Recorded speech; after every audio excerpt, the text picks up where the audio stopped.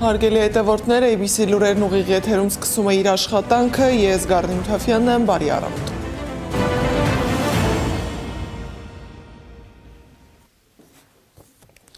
Ընտրական պայքարը կարծես մտնում է վճռական փուլ։ Քաղաքական ուժերը ներկայացնում են իրենց ցուցակները կենտրոնական ընտրական հանձնաժողով։ Կուսակցություններն ու դաշինքները մասնակցության հայտ կարող են ներկայացնել այսօր մինչև ժամը 18-ը։ Այս ժամկետը նաև օգտահաշիվ ստանալու դիմումի վերջնաժամկետն է։ Իսկ ընտրությանը մասնակցել ցանկացող կուսակցությունը կամ դաշինքը օգտահաշիվ ստանալու համար պետք է ԿԸՀ հայտ ուղարկի։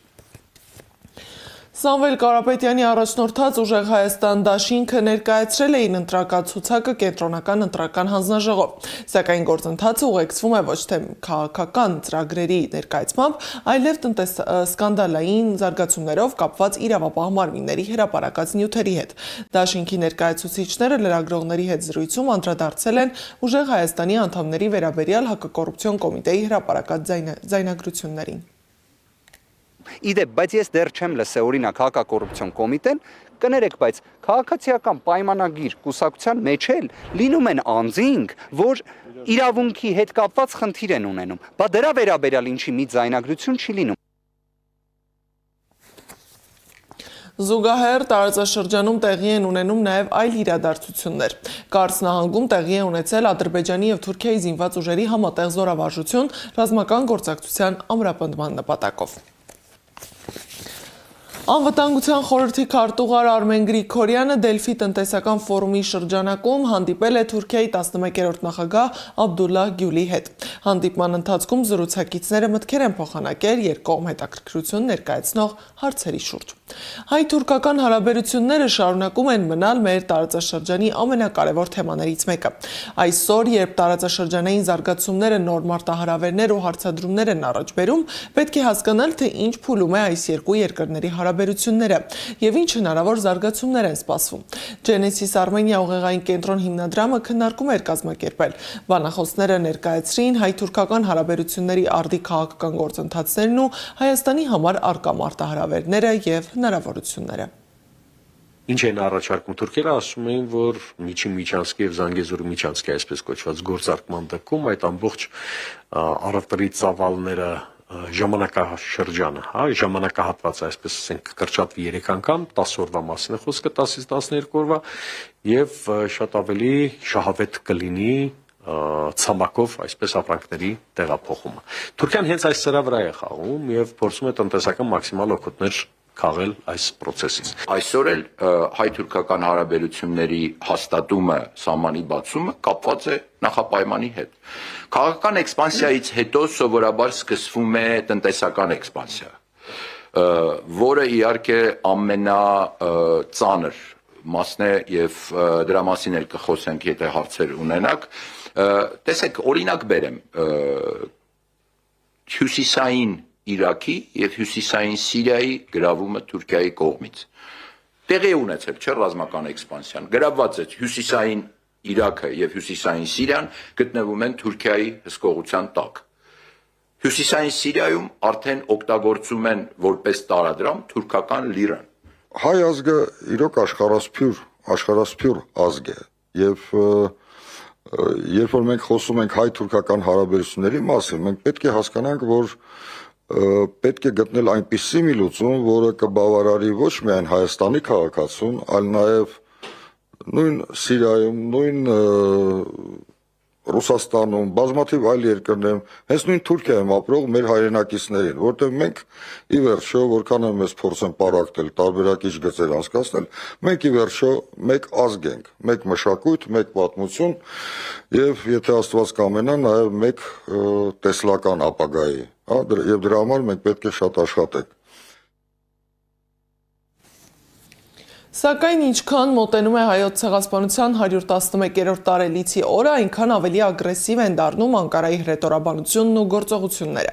Թուրք լրագրող Թուղչե Ելմազին մեղադրում են Թուրքիայում հայ երիտասարդների փորձառությունների եւ նրանց հայոց ցեղասպանության պատմական տրավմայի հետ կապի մասին իր գրած հոդվածի համար։ Լրագրողը հրապարակել է Թուրքիայի հայ երիտասարդությունը խոսում է 109 տարվա սուկ վերնագրով հոդվածը, որի առանցքում հետևյալ հարցն է. ինչպես են հայ երիտասարդները հասկանում իրենց ինքնությունը, իրենց համայնքի պատմությունը եւ ցեղասպանության իրենց ընտանիքների վրա ունեցած երկարատև ազդեցությունը։ Հրապարակումից հետո թուրքական իշխանությունը քրեական հետաքննություն է սկսել Թուրքիայի քրեական օրենսգրքի 301-րդ հոդվածի համաձայն, որը հաճախ գործածում է հայոց ցեղասպանությունը քննարկող կամ պետական հաստատությունները քննադատողներին պատժելու համար։ Ելմազին մեղադրում են թուրք ազգին, Թուրքիայի Հանրապետությանը, պետական մարմիններին եւ հաստատություններին վիրավորելու համար։ Այսօր ժամը 20-ին կսկսվի ավանդական ջահերով երթը, այն մեկնարկելու է Հանրապետության հրապարակից։ Ամիրյան փողոց, Մաշտոցի պողոտա, Բաղրամյան պողոտա, Կևյան փողոց երթուղով հայ երիտասարդը պահանջատիրության ջահը կհասցնի Ծիծեռնակաբերդի բարձունք։ Այս տարվա կարգախոսն է պայքարը շարունակվում է։ Հայ երիտասարդը այս տարի եւս պահանջատիրության ջահը կհասցնի Ծիծեռնակաբերդի բարձունք։ Դիտենք, թե ինչպես են նախապատրաստվել միջոցառմանը։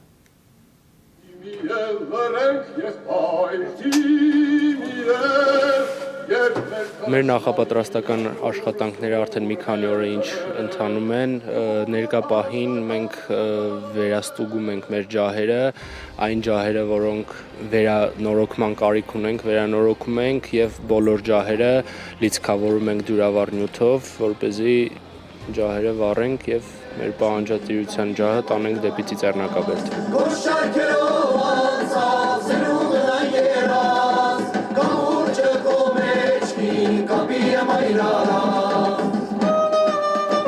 Այս տարվա կարգախոսը մենք նախընտրել ենք պայքարը շարունակվում է, ինչի համար է հենց այդ կարգախոսը, որովհետև պայքարը շարունակվում է հանուն հատուցման, պայքարը շարունակվում է հանուն ճանաչման եւ պայքարը շարունակվում է հանուն արդարության։ Թե 1915 թվականին, թե 2023 թվականի էթնիկ զտումը ցույց տվեց, թե եթե պատասխանատվության չեն ենթարկվում մեր թշնամիները, արդեն իրանց փորձը, իրանց գործողությունները կրկնվում են հայերի նկատմամբ։ Հենց այս պահին էլ իրականացնում ենք դրոշը կարելու արարողությունը։ Մեր դրոշը 50 մետր երկարություն ունեցող դրոշն է, որը որ ամեն տարի ջահերով երթին օգտագործում ենք, նաև օգտագործում ենք Արցախի դրոշը, պարտադիր։ Միանշանակ կարևորում ենք, որ չլինենք անտարբեր, որովհետև ներկա պահին անտարբեր լինեն նշանակում է ուղղակի լռել, իսկ մենք չենք ուզում լռել, մենք ուզում ենք պայքարենք, մենք ուզում ենք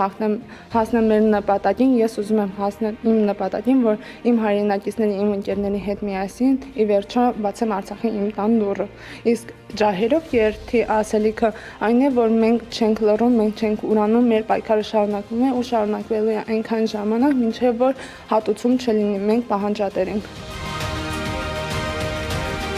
Մեզ հաճախ են հարցնում, թե ինչպես դառնալ ջահակիր։ Ես այստեղ ունեմ մի փոքրիկ ուղեցույց, թե ինչպես կարելի է գրանցվել եւ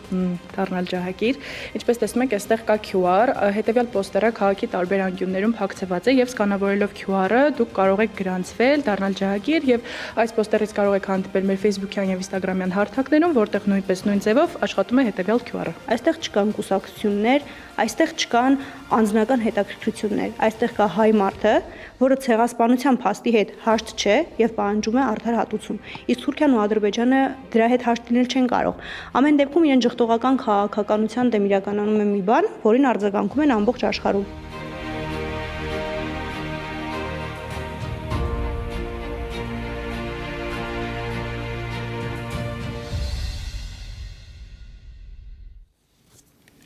ABC Media-ն այսօր աշխատելու է մինչև կեսգիշեր։ Մեր նկարահանող խումբը կապահովի ուղիղ հեռարձակում երթի սկզբից մինչև Ծիծեռնակաբերդի հուշահամալիր հասնելը։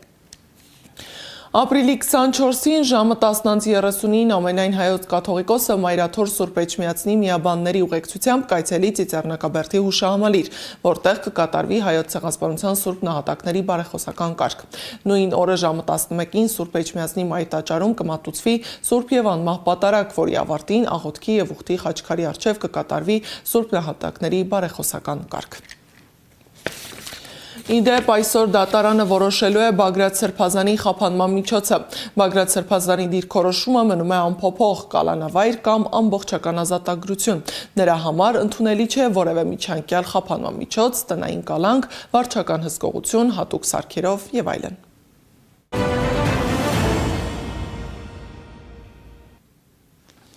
Առեղծվածային դեպք է տեղի ունեցել Երևանում։ Ոստիկանությունը տեղեկություն է ստացել, որ Հրազդան մարզադաշտ տանող ճանապարհին ձախակողմյան հատվածով հոսող Հրազդան գետում դիկ կա։ Ֆոտոլրագրող Գագիկ Շամշյանը գրել է, որ ոստիկանները ճշտել են այն քաղաքացու ինքնությունը, որը գետում նկատել է դին։ Նա անգամ նկարել է մարմինը, որը ակնհայտ երևում է, սակայն մինչև կժամանային փրկարարներն ու ոստիկանները գետի հունը բարձրացել է եւ այս պահին մարմինը չի երևում։ Հավանաբար կամ մնացել է ջրի տակ, կամ գետը քշել տարել է։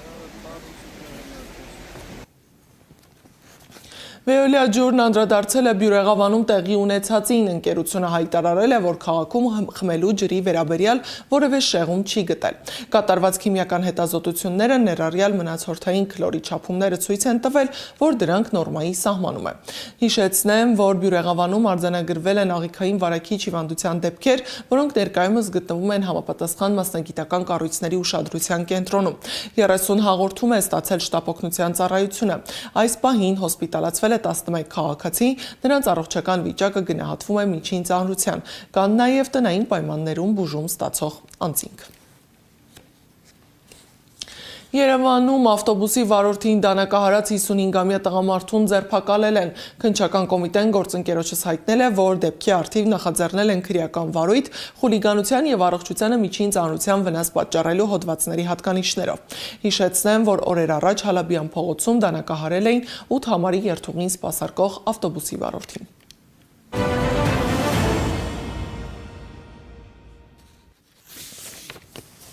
ԱՄՆ պետդեպարտամենտը կոչ է արել իր քաղաքացիներին անհապաղ լքել Իրանը ձերբակալության, ահաբեկության եւ տարածաշրջանային հակամարտության սրման զգալի ռիսկերի պատճառով։ Հայտարարության մեջ ասված է, քանի որ Իրանում ամիջական հյուպատոսական ծառայություններ չկան, քաղաքացիները պետք է մեկնեն բաց առևտրային, օդային կամ ցամաքային սահմաններով՝ Հայաստան, Ադրբեջան, Թուրքիա, Թուրքմենստան, եւ չպետք է մեկնեն Աֆղանստան կամ Իրաք։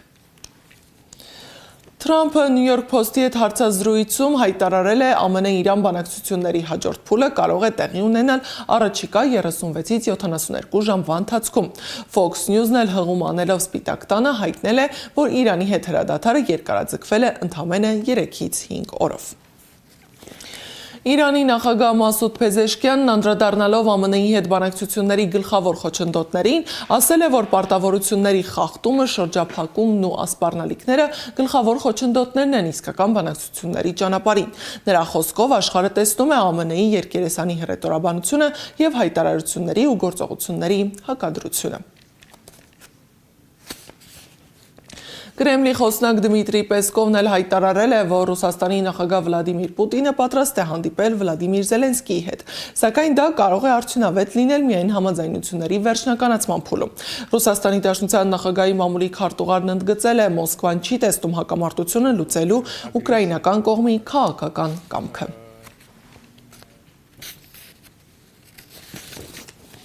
Եվ վերջում միասնական պայքար, արժանապատվություն, արդարություն։ Նեմեսիս գործողությունն ուներ հստակ նպատակ ու առաքելություն՝ պատժել ցեղասպանության կազմակերպիչներին։ Բերլինում սպանվեց օսմանցի մարդակերը, Վիրիժառուն Սողոմոն Թեհլիրյանն էր, որի ընտանիքի բոլոր անդամները սպանվել էին 1915-ին, ոչնչացվել էր գրեթե ամբողջ տոհմը։ Մարդ եմ սպանել, բայց մարդասպան չեմ, որովհետև խիղճս հանգիստ է։ Սա էր Վիրիժառուի պատասխանը դատավորին։ Դիտենք ամրոց հիմնադրամի պատրաստած 10 մասից բաղկացած ֆիլմի առաջին մասը, իսկ մենք կհանդիպենք ժամը 12-ին առայժմ։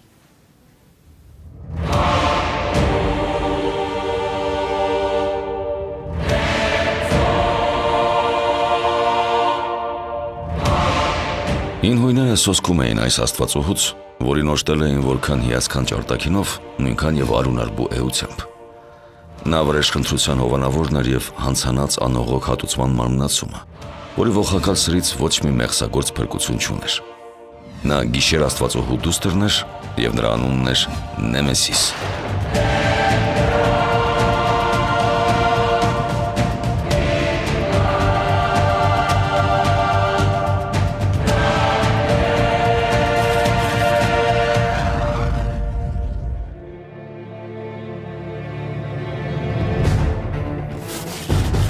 Ստամբուլ, 1918 թվական աշուն։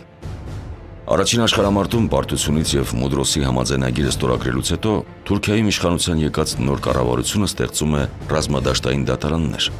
Օսմանյան կայսրությունը համաշխարհային պատերազմի մեջ ներքաշած եւ հայերի, հույների, ասորիների կոտորածները կազմակերպած երիտթուրք առաջնորդներին պատասխանատվության ենթարկելու համար։ Արդյունքում Իթիհադ վեթերակի այն է միասնություն եւ առաջընթաց կուսակցության 11 անվանի անդամ դատապարտվում են մահապատժի կախաղանի միջոցով։ 120 հոգու հանդեպ պատժամիջոց է ընտրվում աքսորը։ 77 հոգի կալանքը կրելու է արտաքսվում Մալթա կղզի։ Սակայն դատապարտված հանցագործներից շատերը արդեն հասցրել էին փախչել Թուրքիայից։ Իսկ մնացածներին մի քանի ամիս անց բրիտանացիները փոխանակեցին Մուստաֆա Քեմալի կողմից գերեվարված բրիտանացի զինվորականների հետ։ Ըստ էության ոչ ոք դատապարտված հանցագործներից այդպես էլ իր արժանի պատիժը չկրեց։ Այդպիսով պարզվեց, որ Ստամբուլյան դատավարությունների նախաձեռնությունը ընդամենը քաղաքական հնարք էր, որ սին ու դատարկ թողեց դահիճների արժանի հատուցման հայության սպասումները։ Արդարություն թախանձող, բայց ձեռնունայն մնացած հայության համար քաղաքակիրթ աշխարհը չթողեց այլ ընտրություն, քան դիմել այրոնռուշ դիցուհու հովանավորությանը։ Երևան, 1919 թվական աշու։ Հայաստանի անկախ հանրապետության մայրաքաղաքում ընթացավ հայ հեղափոխական դաշնակցության 9-րդ ընդհանուր համաժողովը, որի ընթացքում այլոց թվում գաղտնի քննարկվեց հայոց մեծ եղեռնը կազմակերպած եւ իրագործած դահիճներին պատասխանատվության կանչելու հարցը։ Համաժողովի անդամների քննարկմանը առաջադրվեց 650 իթիհատականների անուններից բաղկացած ցանկը, որը կրճատվեց եւ մնաց 41 երիտթուրք գործիչների անուն, իբրև առաջնային ու անհետաձգելի պատժի ենթակա անձանց։ Օիդա 9-րդ համաժողովի կենտրոնական խորհուրդը այդ 41 հոգու նկատմամբ միաձայն կայացրեց դատավճիռ, հայտնաբերել աշխարհի ցանկացած կետում եւ ոչնչացնել։ Ծրագրի համար, որ հին հույների վրեժխնդրության աստվածոհու պատվին կնքվեց Նեմեսիս անունով, ընտրվեցին ղեկավար մարմիններ։ Գլխավոր պատասխանատու նշանակվեց Արմեն Գարոն, նույն ինքը Գարեգին Փաստերմաջյանը։ Շահան Նաթալին եւ Գրիգոր Մերջանովը ստանձնեցին օպերատիվ ղեկավարման եւ նյութական ապահովման պատասխանատվությունը։ Շահան Սատչակլյանը իր ձեռքը վերցրեց ծրագիրը ֆինանսավորող հատուկ գաղտնի հիմնադրամի ղեկավարումը։ Հրաչ Փափազյանը հանձնարավ ապահովել անհրաժեշտ տեղեկատվության ներհոսքը եւ փնտրվող ոչրագործների որջերի հայտնաբերման գործը։ Նեմեսիսի կենտրոնական ղեկավարությանը թույլատրվեց ծայրահեղ անհրաժեշտության դեպքում ապավինել Հայաստանի Հանրապետության հատուկ ծառայությունների եւ դիվանագիտական կառույցների օժանդակությանը։ Այդպիսով 1919 թվականի տարեվերջին երիտթուրք դահիճների որսի մեկնարկը տրված էր։ 1918 թվականին Ստամբուլի ռազմադաշտային դատարանների սահմանած պատիժը հայոց մեծ եղեռնի գլխավոր կազմակերպիչների նկատմամբ այդպես էլ գործի չդրվեց։ Պատճառը մեծ տերությունների քաղաքական երեսպաշտությունն էր եւ Մուստաֆա Քեմալի հայատյաց դիրքորոշումը։ Արդարություն թախանձող, բայց ձեռնունայն մնացած հայությանը քաղաքակիրթ աշխարհը չթողեց այլ ելք, քան դիմել այրոնռուշ դիցուհու հովանավորությանը։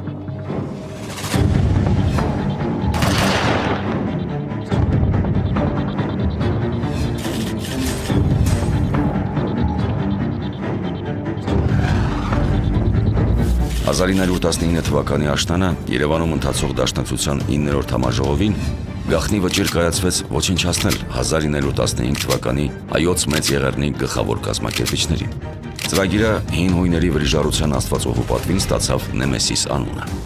Նեմեսիս ծրագրով ոչնչացման ենթակա համար 1 թեկնածու ընտրվեց Թալիաթ Փաշան։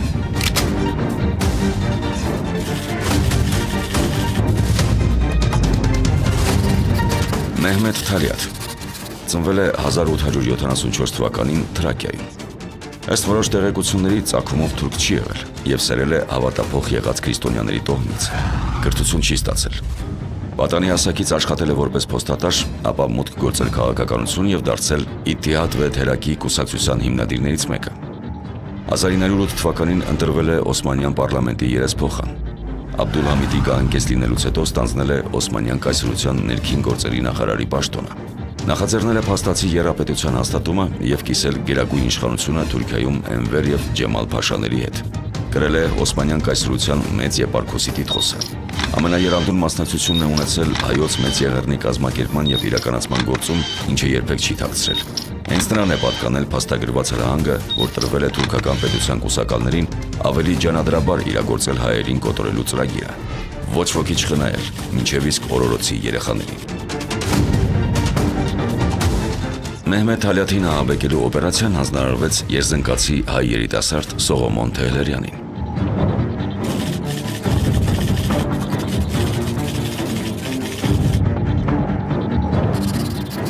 Սողոմոն Խաչատուրի Թեհլերյան ծնվել է 1896 թվականին Բագարեջ գյուղում Երզնկայի մոտ։ Սերել է հայ քրիստոնյա բողոքականների տոհմից։ Նախնական կրթությունը ստացել է Երզնկայում, ապա ուսումը շարունակելու նպատակով մեկնել է Եվրոպա։ Առաջին աշխարհամարտի ժամանակ վերադարձել է հայրենիք եւ կամավորագրվել Անդրանիկ Օզանյանի գնդին։ Հայոց մեծ եղեռնի օրերին կորցրել է գրեթե ողջ ընտանիքն ու տոհմը, ներառյալ մորը, եղբայրներին եւ քույրերին։ Նախքան Թալյաթի մահապատիժն իրագործելը ստանձնել է հայ մատնիչ Ստամբուլի Բեշիկթաշ թաղամասի ոստիկանության աշխատակից Հարություն Մկրտչյանի ոչնչացման օպերացիա, որը եւ հաջողությամբ իրագործել է 1919 թվականի մարտին։ Թեհլերյանը Թալյաթին գնդակահարելու հրահանգը ստացավ Նեմեսիս ծրագրի գլխավոր ղեկավար Արմեն Գարոյից 1920 թվականի աշնանը Միացյալ Նահանգների Բոստոն քաղաքում։ Ինչ այդ Նեմեսիսի վրիժառուները Մեհմեդ Թալյաթին որոնում էին Բերլինում, Համբուրգում եւ Ժնևում, ինչը որ Հրաչ Փափազյանի ծավալած հետախուզական գործունեության շնորհիվ հաստատապես պարզվեց, որ Թուրքիայի նախկին մեծ եպարքոսը ծվարել էր Գերմանիայի մայրաքաղաքում։ Նա վաճառական Ալի Սալեհ Բեյի անվան տակ ծպտյալ ու հանգիստ կյանք էր վարում, բնակվելով Բերլինի Շարլոտենբուրգ թաղամասի Հարդենբերգշտրասե 4 հասցեում։ Նրան հայտնաբերել էր Նեմեսիսի բերլինյան ստորաբաժանումը եւ Թեհլերյանի հետ միասին մանրակրկիտ նախապատրաստել դատավճիռը գործի դնելու ծրագիրը։ Սողոմոն Թեհլերյանը Թալյաթ Փաշայի մահվան դատավճիռը իրականացրեց 1921 թվականի մարտի 15-ի առավոտյան ժամը 10-ից 11 ընկած ժամանակահատվածում Հարդենբերգշտրասե փողոցի վրա Թալյաթի զբոսանքի ժամանակ։ Պարաբելում լյուգեր տեսակի ատրճանակից արձակած մեկ գնդակը բավական եղավ Թալյաթին սպանելու համար։ Րոպեներ անց դեպքի վայր ժամանած բժիշկները արձանագրեցին անմիջապես կրակոցին հետևած նրա մահը։ Թեհլերյանը դեպքի վայրից չհեռացավ, այլ կանխավ համաձայնեցված ծրագրով հանձնվեց Բերլինյան ոստիկանությանը, որպեսզի Թալյաթի ահաբեկությունը եւ դրա արդյունքում կազմակերպված դատավարությունը լայն հնչողություն ստանան եվրոպական հասարակությունում եւ լուսաբանվեն համաշխարհային մամուլում։ Սողոմոն Թեհլերյանի դատավարությունը մեկնարկեց Բերլինում 1921 թվականի հունիսի 20-ին, սակայն ըստ էության այն վերածվեց Մեհմեդ Թալյաթի գործած ոչրագործությունները բացահայտող դատաքննության, որի արդյունքում 12 երդվյալ ատենակալները հայ վրիժառուին ճանաչեցին անպարտ եւ պատվիրեցին ազատ արձակել հենց դատարանի դահլիճից։ Նեմեսիս աստվածուհու վրիժառության ուխտը այդպիսով հեղեց հայոց մեծ եղեռնի հատուցման առաջին արյունը։